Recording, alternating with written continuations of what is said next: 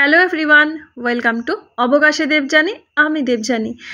আর আমার জন্মদিনের কেক কাটার ভিডিওটা তো তোমাদের সাথে শেয়ার করা হয়নি, তো এই মোমেন্টটা ছোট্ট করে তোমাদের সাথে শেয়ার করছি। আর আমি আজকে যে শাড়িটা পরে আছি, এই শাড়িটা আমার অনেক বছরের পুরনো, মানে 2007 কি 2008-এরই মনে হচ্ছে দুর্গাপুজোর সময় কেনা শাড়ি। আর এই শাড়িটা না গড়িয়াহাট থেকে কিনেছিলাম, ছায়া স্টোর্স থেকে। আর দোকানের ওই যে বাইরে যে কাঁচের মধ্যে যে সাজিয়ে রাখা হয় শাড়ি, তো এই শাড়িটা ওখানে ওরকম সাজানো ছিল। তো আমার হাজব্যান্ডের এটা ভীষণ পছন্দের একটা শাড়ি, তো আমাকে বললো তখন ওটা নিতে, আর দুজনেরই পছন্দ হয়েছিল, তখন কিনেছিলাম। আর এই শাড়িটা এখানে চুটিয়ে অনেক বছর পরেছি, তারপর কলকাতাতেই রাখা ছিল মায়ের ওখানে। আসলে তখন বারে বারে যেতে হতো, তো এখানে ওখানে বিভিন্ন রকম জায়গায় যেতাম, তো তখন এই শাড়িটা ওখানেও প্রচুর পরেছি।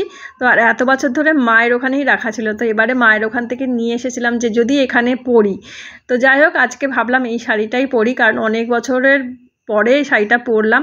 আর যেহেতু গরমের সময় খুব একটা অবশ্য গরমও লাগে না শাড়িটা পরলে, আর পরলে একটু স্লিমও লাগে। আর ভাবছিলাম যে ব্লাউজটা গায়ে হবে কি না, দেখলাম যে না, ঠিকঠাক হয়ে গেছে। আর এটার একটা ব্লাউজ পিসও ছিল, সেটা আর বানাইনি, তখন এই ম্যাচিং করে ব্লাউজটা কেনা হয়েছিল বলে। তো ভাবলাম যে আজকে আমার জন্মদিন, আর এই শাড়িটা অনেক বছর পরা হয়নি, তো ওটা পরি। তো আমি অনেকটা রাতের দিকে তোমাদের সাথে ভিডিওর মানে ভয়েসটা দিচ্ছি।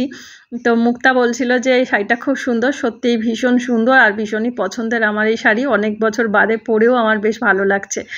আর এখন তো একদমই শাড়ি পরা হয় না, আগে তো খুব শাড়ি পরতাম, তাই জন্য পরাও হতো শাড়িটা, কলকাতাতে গেলেও শাড়ি পরা হতো।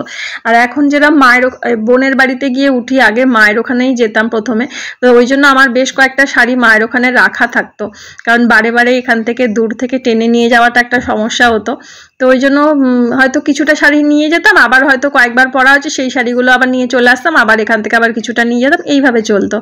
তো একসাথে বেশ অনেকগুলো শাড়ি মায়ের ওখানে রাখা ছিল। আবার আমি যখন এসেছি এর আগে, তখন আমি নিয়ে এসেছি, না অনেকদিন পরা হয়নি, যদি ওখানে পরা হয়। তো যাই হোক, আজকে পরতে পেরেছি, আমার ভীষণ ভালো লাগছে শাড়িটা পরে।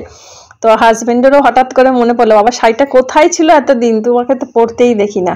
তো চলো সবাই মিলে একটা করে কেক নিয়ে নাও। তো একটা ছোট্ট ভিডিওর মাধ্যমে তোমাদের সাথে আমার বার্থডে কেক কাটিং শেয়ার করলাম।